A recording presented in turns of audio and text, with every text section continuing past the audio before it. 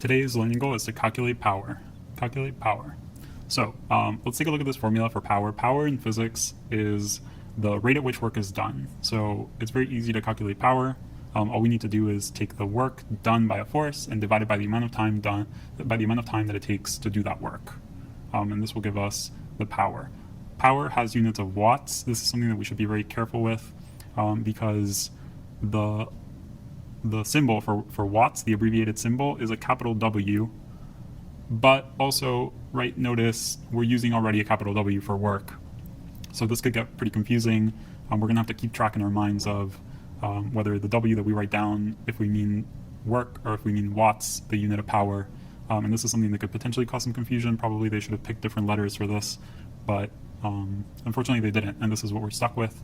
So we need to keep track of it in our minds, but the units of power are watts, the units of work are joules, but work has a symbol capital W and watts is abbreviated with a capital W, so we need to be careful not to confuse those things.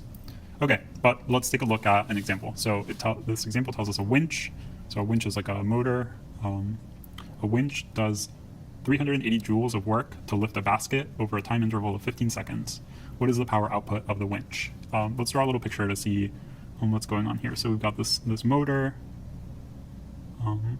with, I don't know, a cable or something like that, and then there's a basket,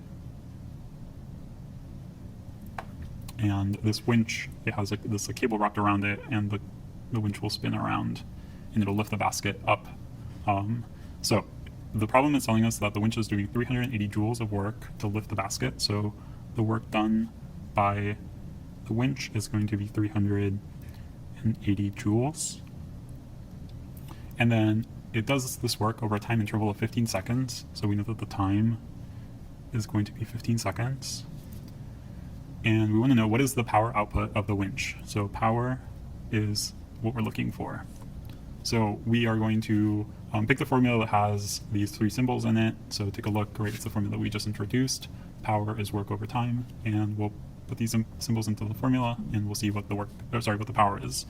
So our formula is that power is work over time, and the work for this particular example was 380 joules. The time over which this work is done is 15 seconds, so we're substituting that in for time. And now all that's left is to put this into the calculator and see how much power. Okay, 380 divided by 15 is 25.33 repeating.